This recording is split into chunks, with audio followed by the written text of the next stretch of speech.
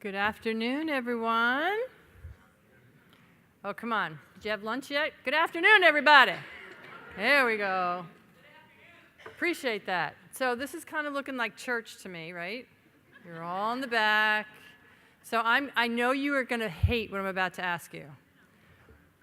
Can you guys come up a little bit further? You know? Like all these seats. I'd like to see your beautiful faces. Thank you very much. Appreciate it. Thank you. Hey, Tom, could you do me a favor? Could you pull that mic up for me? Thank you. So as we're getting a little bit of exercise, either pre or post lunch, I want to say thank you all for coming. My name is Kathleen Smith, and I have the pleasure to be here with Lynn Mahaffey, who is the Deputy Assistant Secretary for Policy Planning and Innovation at OPE, Office of Post-Secondary Ed, and I serve currently as the Acting Assistant Secretary for that department. So thank you for being here. This is the third of three, so thank you for being patient with us and coming to join us to speak your mind on different regulatory provisions. This hearing or listening session is a result of a couple of things. We at the department are doing an internal review of all of our regulations and guidance documents. The President has issued an executive order asking all federal agencies to do the same. So we have embarked on this process. We had 2 listening sessions previous to this conference, one in DC and one in Salt Lake. We had an opportunity for people to comment in writing as well on regulations that could be modified, eliminated, things that are not necessary, maybe redundant at this point. Now, somebody said this earlier, and I actually mentioned it this morning in my brief remarks after Dr. Johnson spoke, but I know some of you look at this process and go, yep, we did it before, and now we're doing it again. And I asked how many people were here long enough to know what fed up is, besides sometimes being, okay, good. So that was one of the first opportunities to look at regs, right? That was done some time ago when Buck McKeon was chairman of the subcommittee for higher education in the House.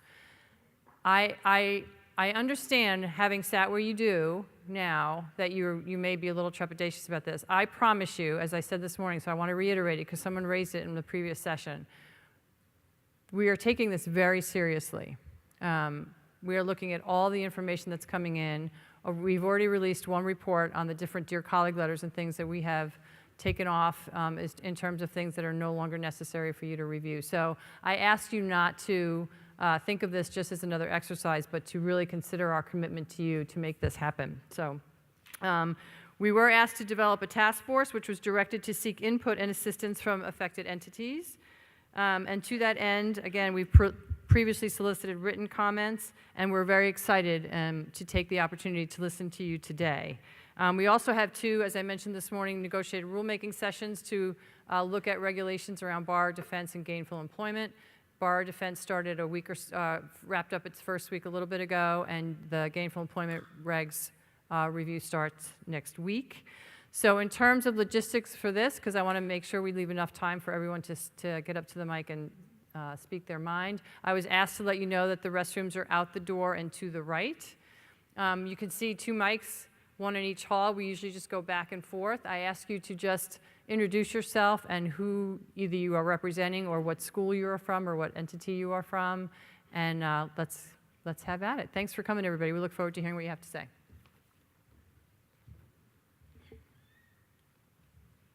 Takes that Steve Brave Soul, number 1. Carrie Bishop, Ivy Tech Community College in Indiana. And I was wondering why in this moment of looking at regulatory relief, why we have this new requirement to get a signed statement from someone who uses the DRT and indicates that they had a rollover. Now, I know that on the surface of it, it's different. It's a new question, so I understand that, but I hope that that's not, the answer to the question of why, in verification, we would have to go back and ask them for a signed statement. You know, when we ask them for things like that, the students and the parents look at us like we have three heads, you know, and they're like, okay, you know, I'll go ahead and, you know, give you a signed statement about it, but it doesn't really seem necessary in my mind. Okay, thank you. We'll take that back. Thank you. Yes, ma'am. Can you hear me? I'm Cindy Vetabancourt. I'm at Red Rocks Community College in Lakewood, Colorado. With regard to return of funds and the written confirmation of future attendance, we find tremendously burdensome to have to ask a student to confirm their attendance in a course that they are, a future course in the term that they are scheduled to attend. And then with a potential of having to babysit that student and that file, watching to see if they do attend, being mindful of the time frame to make a return of funds prior to that class starting. Then if the student does attend, we have to repay the funds. It's a lot of babysitting and a lot of back and forth of funds, whereas at the end of the term, I guess I wonder what's really wrong with just let's let this student complete their schedule one way or another, and then do the return of funds if required after the schedule is complete. Thank you. Lois Madsen, Kansas Wesleyan University, Salina, Kansas. What I would like to suggest, and I've just now drawn a blank having been standing right there thinking about what I was going to say, but I was very excited about what the Chief Operating Officer brought to us this morning at his presentation. That's a very exciting opportunity. On the college page of the mobile app, I'm hoping that we can have something that will direct students to go to their college's portal, because many students seem to think FAFSA is it. They even try and drop classes in FAFSA. So if we could somehow, yeah, they go in and change their address on FAFSA and somehow magically we're supposed to get that too. So since this really does build FAFSA and more centralizes all of those things, which I think is a wonderful move, if we could use that page that is the college page to direct students to their school's portal. If they've chosen 10 or 12 or 14 schools, I don't know how you're going to achieve that, but if it could then direct them to our portals so that the student knows to go there and look for additional documents that may be required subsequent to doing FAFSA. Another way of approaching something similar might be to standardize the verification documents, and for someone that's been chosen for verification, have them there to download and send to all of their schools. But that's a major stumbling block for almost every aid officer I talk to, in that the student doesn't seem to remember from year to year that they have to go to the portal to figure out what they have to do. And the time that we spend and the money that we spend mailing them documents and reminding them to get this done and calling parents would be, we could save that time. We could spend much more time on doing substantive things like financial literacy training. And that would be a really good thing. So thanks very much. It looks like an exciting opportunity. I am one of the ones who remembers Fed Up, and I'll wait to see. Thank you.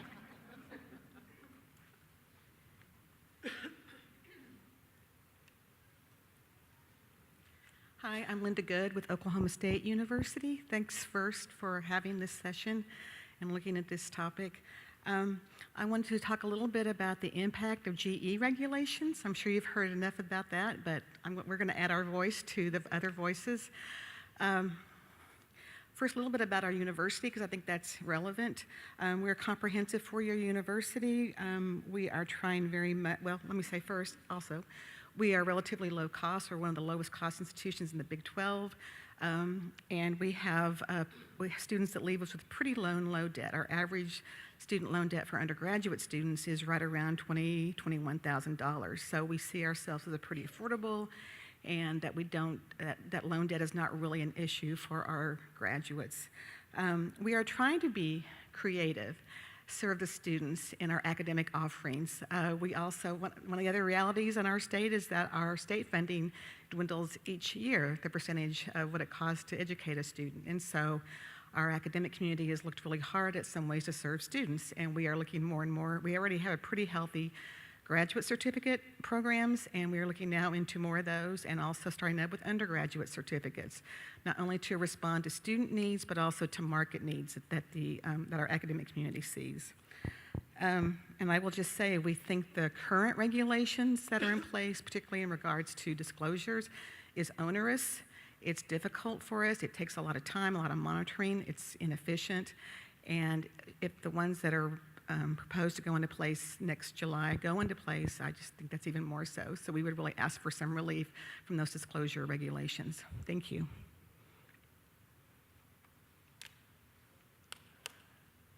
John Palaroni, Duquesne University, and I'm not going to forget because I wrote them down, so I don't, if I draw a blank. But piggybacking on what she said about gainful employment, we are that traditional school with the traditional undergraduate populations, the young, typical of what you think of. But yes, gainful employment and all that goes with it has had this chilling effect on just being creative and reaching out, and it's to potential students, potential graduate population, like you'd mentioned.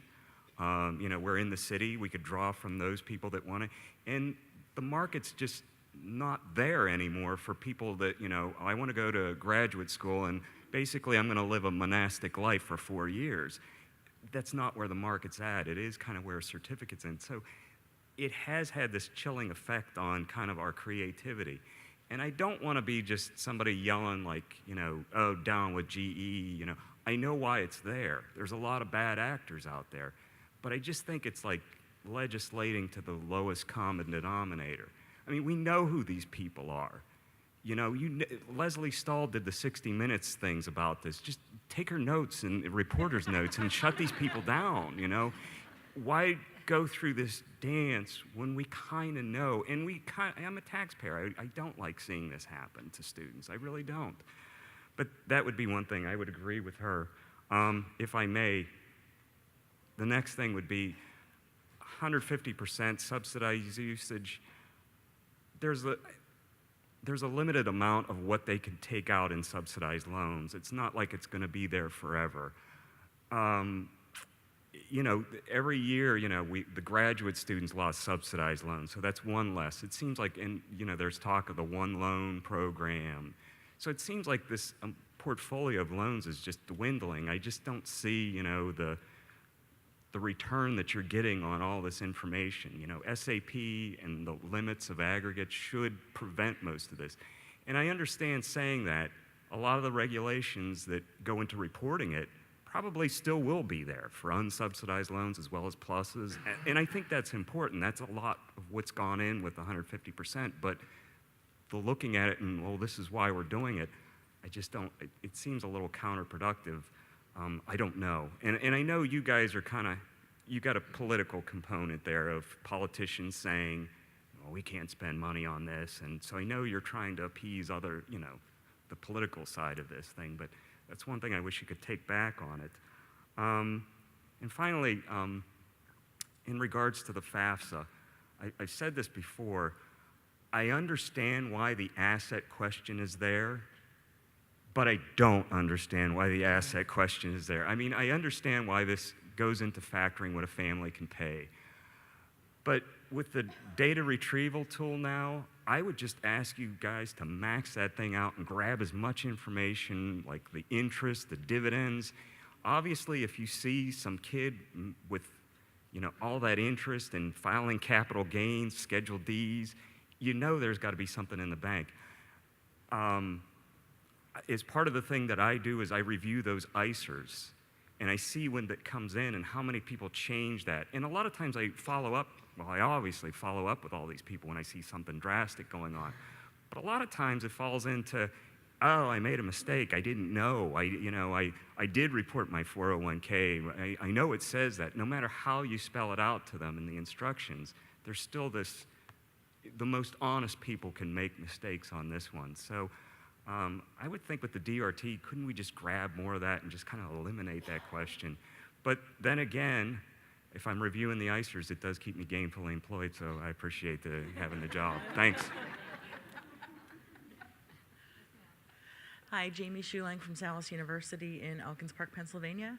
I also had something about gainful employment and kind of reiterating what he said. We're a totally graduate institution. Most of our programs are, well, actually all of our programs are healthcare related, but we do offer a few certificate programs, and there are a handful of people that take aid from those programs, so I have to go in and do the gainful employment reporting, which I find to be really tedious, especially for our students, because sometimes those certificate programs, they have an option to morph into a master's. So I report them as withdrawn if they go into a master's, which to me looks negative that they withdrew even though they didn't withdraw from the university and they actually do earn a degree.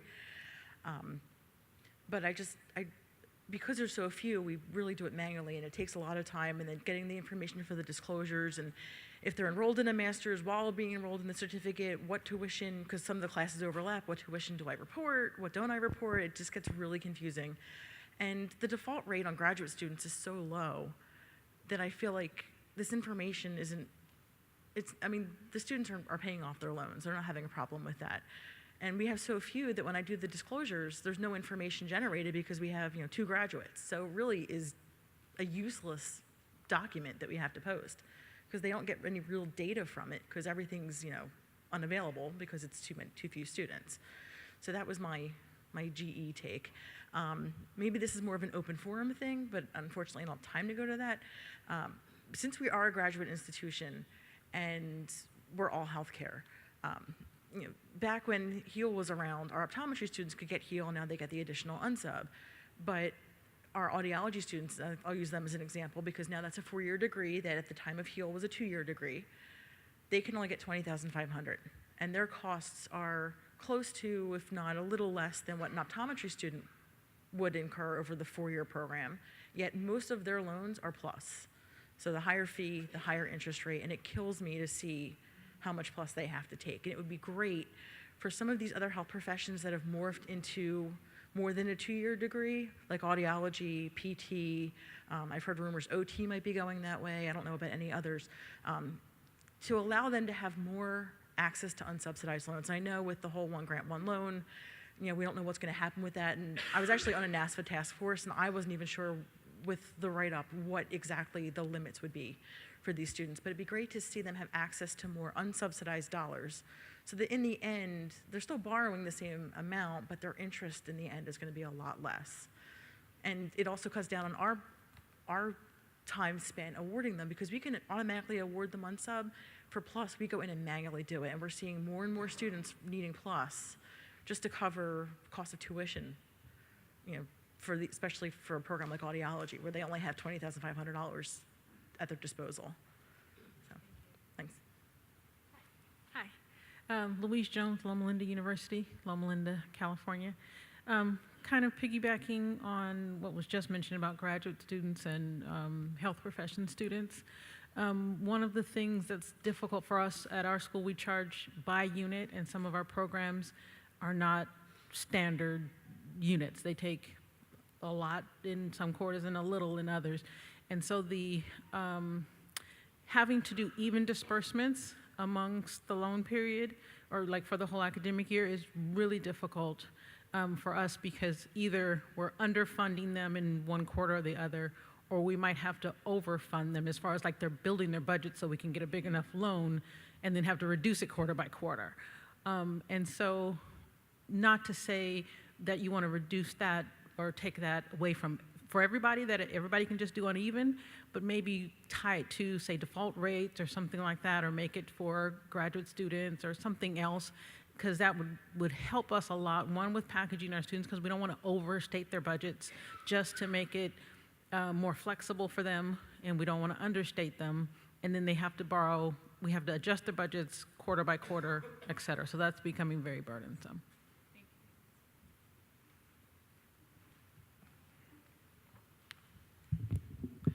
Jeff Marsh, Biola University, La Mirada, California. I've got a couple here. One has to do with unusual enrollment. Something that we've noticed is that we have had quite a few of our unusual enrollment label students who withdrew from a school, they're marked withdrawn on NSLDS. They finished a term, but they didn't come back another term, so they had to be marked withdrawn, but they finished out a term. And we've even had some of our own students who've been marked that way. They were there last spring, they set out in the fall, so they get marked that way, and then they show up as unusual enrollment. And I don't really think that that's the category of student that you guys are trying to get as the Pell Runners, as they're labeled. Our thought is that maybe there needs, I hate to say this, but maybe there needs to be another NSLDS classification for those kind of students so you guys can distinguish those students from those who've actually withdrawn midterm that you may be trying to get after. So just a thought, because we spend a lot of time on those students for really, for our opinion, no purpose there. Another item is the Parent Plus. Parents who may have had the default, I'm relaying this for one of my staff members, so I might get the exact details wrong, but basically the flags that have come through where we have to at times go and check for the defaults for a parent. It seems kind of silly for us to go check when it's all sitting there in the NSLDS database. That would just be something that would be great if you guys could make the systems talk so that we're not having to take that step in the process. And we get a lot of the flags that we do have to check on for that. This item is not regulatory, but I've just got to throw it out because I've been saying it for a long time. The prorating of loans for the final semester of enrollment, I think for most schools, except for the extremely low-cost schools, that particular statute is so out of date. Dates back to when the fear was they were going to take their final big check and go buy a car for their graduation present. For high-cost institutions, that's not happening, and it's just a lot of work for schools. And it also, we've seen students where they lose eligibility they could use for that final semester of enrollment. They end up picking up some private loan to help out if they're less than full-time in that semester. And just a note on the verification. I know that it was acknowledged that there's a lot more verification coming through for schools this year. We had noticed that as well. But one of the things that we also noticed is that 40% of those that were selected had used a DRT. And I know that there's the secret formula that figures all this out. But it seems like those that use a DRT, should not be as readily selected because that just leaves us with a household to verify. Now, maybe you guys are finding there's a lot of problem with the households in there, but it just seemed like a really high percentage of students. Now, that should make it easy to verify in one sense because we got the DRT, we're just going to have to do the household form. We're trying to look at the bright side with that, but it just seemed like a big chunk of students there. And then one thing that was mentioned by one of my staff members also, and I hesitate a little bit, but the tax transcript. One of my staff members said, if we could just go back to using tax forms, they just like to read them more easily and just so much easier to get and whatnot. And one thing that's peculiar about the tax transcript that struck me when it first came out is I know it's there to give us better information, but as far as preventing fraud, it's actually no better at preventing fraud than a tax return because both come directly from a student. So it just as to think about what are the benefits if we're trying to prevent fraud. We're putting families through an extra step, honest families through an extra step to try to get those who are going to work the system, and those who want to work the system can still easily produce their own tax transcript and submit it to us, and we won't know because it looks less official than something on a tax form. So just a few thoughts there. Thank you.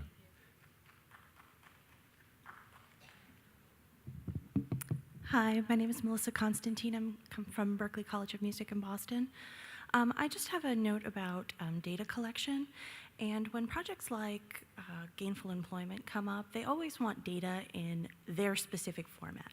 They want dates done in a way that, say, is year first, then month, then day, versus another project may want month first, day, and it's our personal data systems don't work that way. So as the data person who corrals all the data for these various federal projects and often state and institutional projects, sometimes just figuring out what format all the data that is being collected is coming in is really burdensome. And when all federal projects are different and they have to be submitted in different formats, it's silly. I mean, it seems like, much like the way that students see everything as either all FAFSA for their financial aid or all it comes from the school, sometimes from the school level, we look at it, it's all the feds. It's all the Department of Ed. You guys should have all the, should have all the same resources for collecting data. Now, I know that's not actually true, but at least have a consistent way to collect data in the same format time after time. Thanks.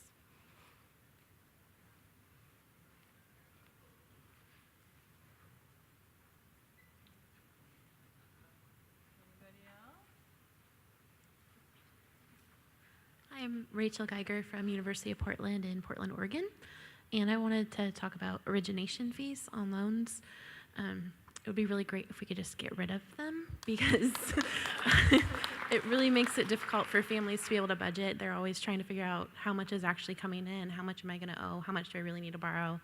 It just makes it a lot more confusing than it needs to be.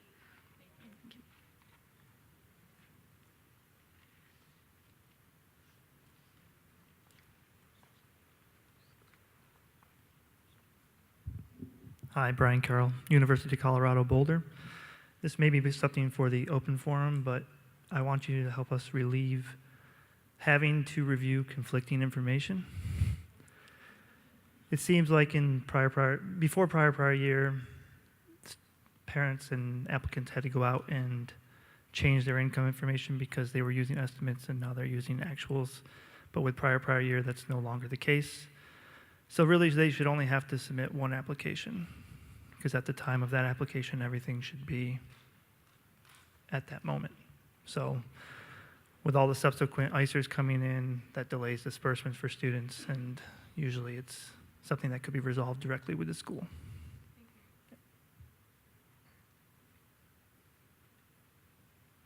Hi, good afternoon. Thomas McWhorter from University of Southern California. Thank you for the opportunity. Obviously, return of Title IV is one of the biggest pains that we have to get accurate. It's usually very small, minor errors that cause consternation at all levels, and then they become an audit item and a repeat finding. So this is one that I think we need to pay particular attention to. The proposal that's been released in Congress this week looks like they think that even up until the last day there should be some money returned, which I think is a very odd concept. The SULA regulations are very burdensome, and particularly all the effort on graduate students where it's all unsubsidized at this point sometimes doesn't make a lot of sense, and then the reporting requirements, which are very difficult to get right. As we're talking about loan debt managing, and this morning about the aspect of federal student aid as a financial services provider, I think it's very important that we don't forget that we're also should be funding education with interest rates that are appropriate based on market, not based on, you know, I don't understand that's a law, but still it's something that doesn't make sense when we're describing to families. With the regulations we have on consumer disclosures and what we can and cannot do regarding providing assistance to students in choosing and picking a lender, these regulations are very burdensome. I think administrators are shying away from talking to students about how to manage loan debt, and this is something that we should be making sure students have all the information to make the right choices. So I'm encouraged to see some of the changes with My Student Aid, but we'd like to see more understanding of how to help students manage that. And so the loan limit issue is one that is also particularly difficult when students know that they should be able to borrow the whole cost of attendance in a non-need-based loan. And then how do we as administrators exercise professional judgment or understand how we could say no to a student, under what circumstances, without treating a whole class the same way. So I think there's a lot of opportunity. Consumer disclosures, of course, is another one where it seems like there are so many separate, I mean, if there could just be one standardized way. Sometimes more regulation, if it's specific and clear, would be better than less regulation, but you still have these certain responsibilities that each school is doing a different way. I know that there's discussion about College Navigator, College Scorecard. I think that we need one place where the information is clear and accurate and understandable. So we have College Scorecard, which has debt measures that don't match College Navigator, and they're older data. So I send families to College Navigator because College Scorecard has old data. It's a year older than College Navigator. So when we have these differences at the federal level, it's very confusing to parents and students to understand what information is correct. So we need to have better information and more correct. Thank you. Hi, thanks for doing this. Joe Pincus, University of Pacific. Return of Title IV, I work at a graduate campus, and Return of Title IV for graduate students works the opposite. They get to keep their worst loan and return their best loan. And I think that's something that should be looked at, to be changed, because they should be able to keep their best. And then the other thing, not that it's a big issue at the graduate school level, but why have verification at all?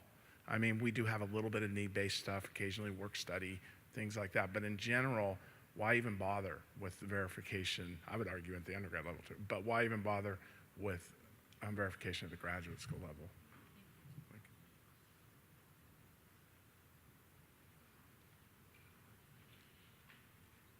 Hi, I'm Taryn from the University of Dallas. I'm not sure how this would be resolved, so I hate that I'm offering a problem without a solution, but we're seeing an increase right now on our campuses, and I know nationwide, in students medically withdrawing because they, mostly mental health issues. But for R2T4, it would be very difficult to figure out a true medical withdrawal versus just a student who's using a medical withdrawal to withdraw. But when we're talking about students who are hospitalized, institutionalized, or going into rehab, which is common for college students, dealing with the stress or transition of becoming independent, they cannot continue school. And then on top of that, we're saying at that time they can't continue. On top of that, we're taking their money back. Then they go through the process of getting better, which we all want for them. They want to come back to college, and they owe us money, or the federal government money, or whatever it is. So we put them into repayment. I mean, they do have forbearance options, but assuming they're going to be in some kind of long-term treatment, they have no education, they owe us school money and are trying to pay that back, and they also are starting to pay on their loans. And a lot of times when they try to return to our campus, it just puts them in a really bad position to then continue on with their education when they are now in a good place to do that. Again, I'm not sure how you would distinguish that, because it's kind of a subjective title, but medical withdrawals are an area that, in terms of R2T4s, that we're doing so many of right now. We've changed our policies on our campus to try and deal with them, but obviously we can't do anything with the federal aid. Hi again. I don't know if this is the right forum again, but we've had a number of students come to us who've wanted to do loan cancellations through their servicer, and they've contacted the servicer, and they were told by the servicer, we don't do that. And then they come to us and say, well, I wanted to return this money, and the servicer said, we don't do a loan cancellation. And we said, well, yes, they do. So I just wanted to just let you know of this issue, to make sure that there's some oversight with the loan servicers, to make sure that they are training their employees properly, to let them know that, yes, a student can give them money within 120 days of a disbursement, and it's a cancellation, and it wipes out the fees and the interest. Because I don't want the students thinking they can't do that, and they go and make a payment when they can do the cancellation instead. And we don't mind doing it for them, but if they have direct deposit, sometimes it's easier just for them to go right to the servicer and just send it back. But if they come to us, we will do it. But I don't want them getting misinformation from the servicers, because we tell them, this is who you're going to be dealing with when you're going into repayment. You need to be able to trust them. So just wanted to make sure there's some sort of oversight in the training and accurate information is being given. Thanks.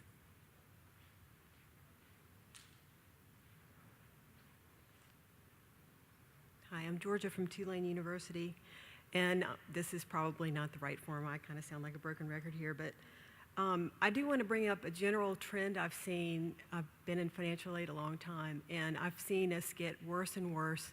I call it sound bite legislation, and it's sort of knee-jerk political reaction to a predicament that pops up, and people hurriedly rush to do what they think is best, and it turns out not to be so good. A really good example is what we're left with SULA.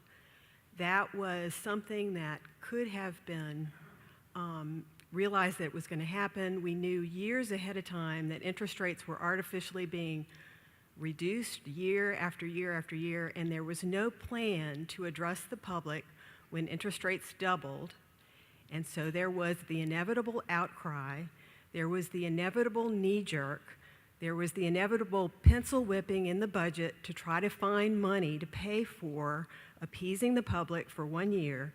And what we're left with is an incredibly time-invasive process that has hurt many students, continues to take out an incredible amount of time on college campuses, and it's like we don't matter because our time and effort is not budgeted, and so it's invisible. And I find myself becoming a little, I don't know, angry about these sorts of things. The other example is sequestration.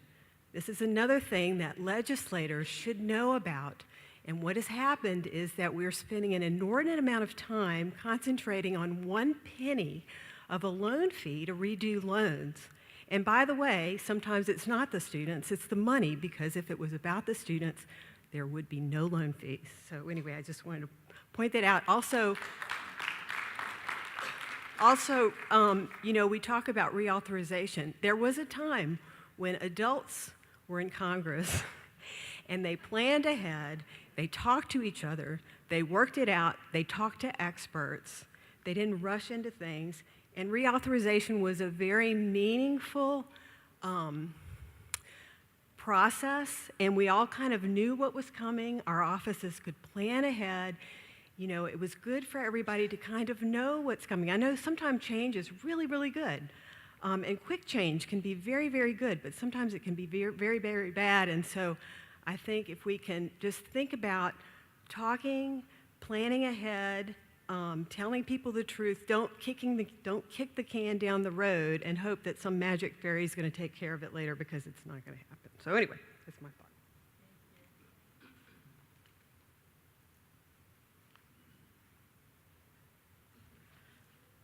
Hi, Rachel from University of Portland again.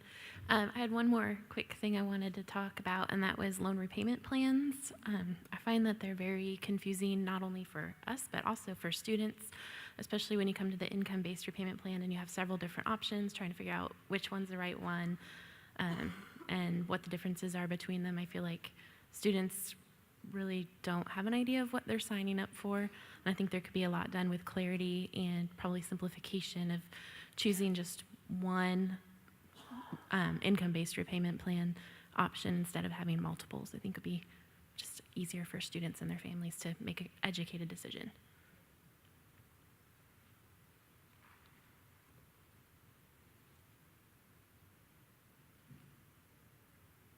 Anybody else?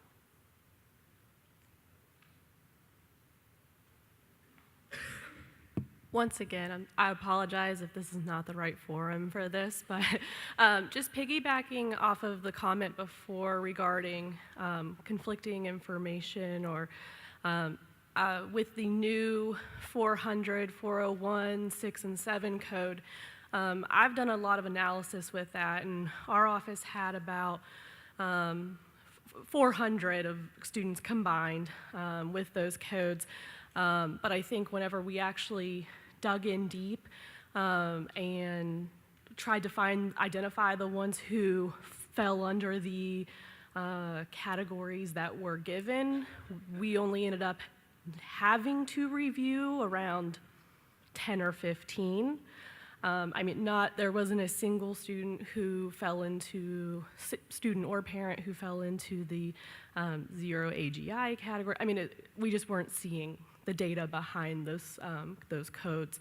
However, we decided to do a manual review of those students, and what we did find was that a lot of them clearly had conflicting information. You know, there was students' income equal to parents' income, and parents having the same income from work reported, or you know, just those obscure things that as soon as I see it, I can identify that that's probably not true. And I guess what I'm getting at here is it seems like these codes were put into place and the schools are being told that we have to review these, and I don't understand why these students weren't just selected for verification, or why there wasn't an additional verification group used. You know, we have all these placeholder verification groups. Why didn't one of those get put back into place? And I think that maybe that could have been seen as the unpopular thing to do. You know, nobody wants to see increased verification, and I've heard that, you know, over and over again, but at least that would have prevented us from doing a manual review, or those schools who aren't doing, you know, choosing to not look at those students at all, and now they're missing those students who could benefit from the verification. So I think that that's, I don't know where I'm going that there. I think that it should have been an additional verification group, because either way we're looking at them or we're not looking at them, and they may not be benefiting to the most that they could. Thank you. Hi. Tom Netting, I'm here on behalf of two different clients. First, the American Association of Cosmetology Schools. We'd like to first thank the department for all of the work that you've been doing. The urgency with which you've addressed a number of issues, whether it be borrower defense to repayment and some of the delays there, gainful employment and the opportunities to readdress those issues, and a number of others. Kudos to you and the department, both the task force and the department itself, for the 398 of the 1,171 you've gotten rid of, hopefully more to follow. But a couple of things that we'd like you to address as well. There is still an urgent need, and this is a repeat of what you heard us actually testify back in the DC hearings as well, for additional relief or review of the proprietary audit guides. The audit guidelines for the proprietary sector have been significantly expanded. We believe far beyond that which is truly needed. That has literally multiplied the overall review by tenfold in a number of instances.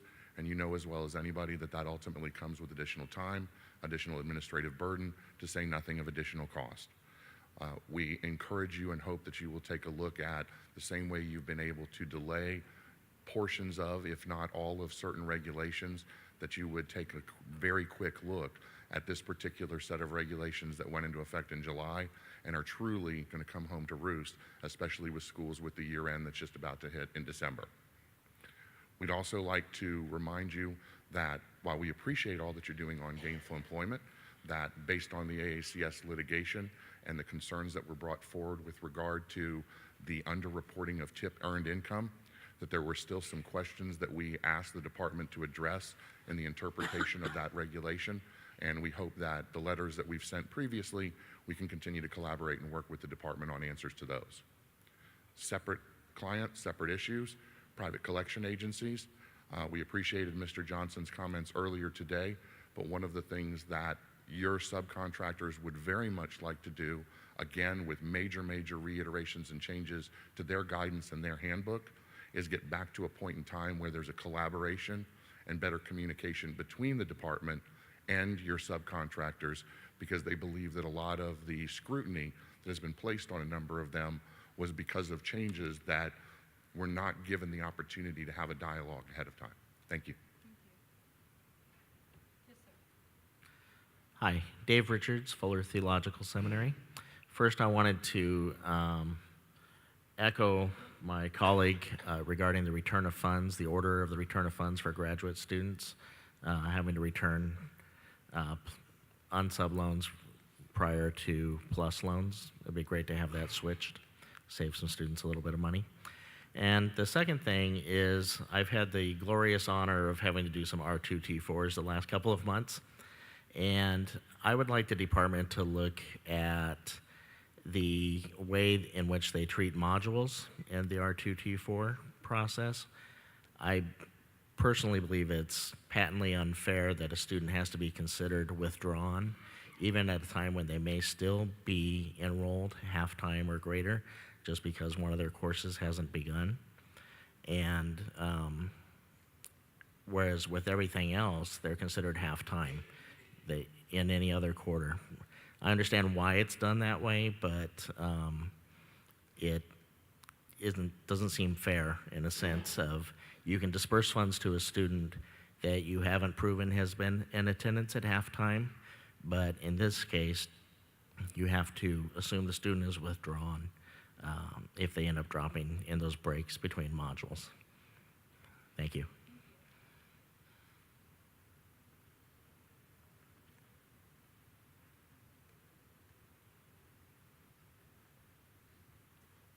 Hi, Christine Bureau, Regis University in Colorado. I just want to reiterate return of Title IV one more time because I usually come to these things feeling a little bitter and tired, and it's the end of the year, and then I come and I listen to all the sessions and I get really excited, and then last night I'm sitting in my hotel room and I read the article on the new proposed, what's it called, College Completion and Success bill for the return of Title IV, and I'm cursing in my room thinking, no, this is terrible. So switching to a percentage based on quarters and students not getting any aid from 0 to 24. I don't know if anybody else has read this yet, but it's really scary. So that would be really bad. Please don't do that. And then I think it's addressing that modules, there needs to be distinction between enrollment status and withdrawing from modules, yes, but it needs to be thought out, because we need to think about that. To couple with the gentleman that just spoke, a graduate student who completes the first module and then ends up withdrawing from the second module is penalized. But you flip that situation and they withdraw from the first module and they give us their intent and all is good and they complete the second module, nothing. Same student, one could have a better GPA at the end of the semester, and it just doesn't make sense. So that definitely needs to be looked at, but this is bad. Thanks.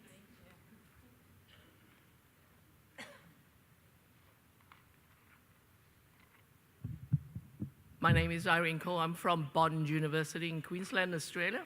And I'm not sure whether this is the right forum, but we have a great concern with the definition of eligible program for Title IV students studying in Australia. So the definition says the program subjects have to be face-to-face. I think somebody said that this was written in statute, but I'm not sure when this statute was done. Could be in the old days. But given the times have changed and that delivery methods for programs have changed, and I think there should be consideration about the definition. In Australia, we have two pieces of legislation which cover programs that are delivered to international students and the administration of international students. So what the definition now requires is for universities in Australia to create a separate program structure load for Title IV students.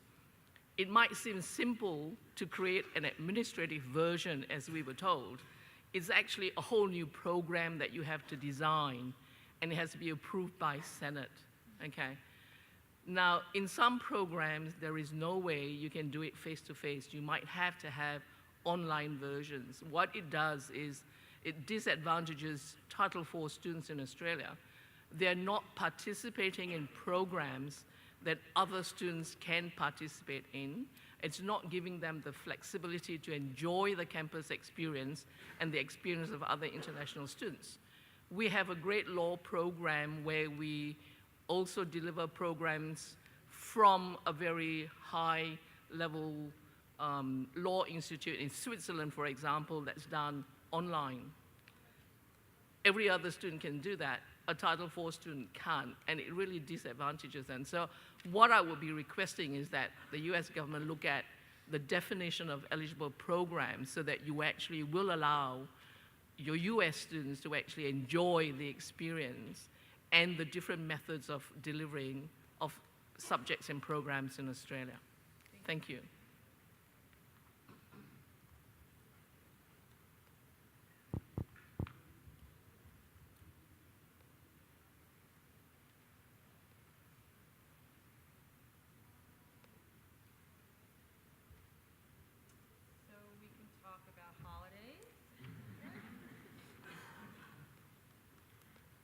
We're going to be here until just before 2, so if anyone decides they want to speak, please feel free. This is your time.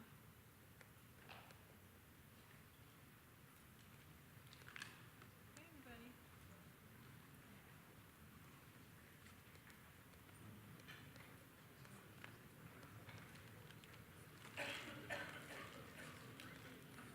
Hi, my name is Christine Westbrook. I work in a clock hour school in Newark, Ohio, and I just would like to also talk about SULA for just a bit.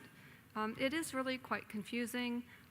Students don't understand it. We'll have students who have tried the normal path of education by going to a four-year college, drop out, finally decide that they need a trade, and they come to us and they have borrowed, say, we had one student who had borrowed $25 and lost their ability to borrow subsidized loans.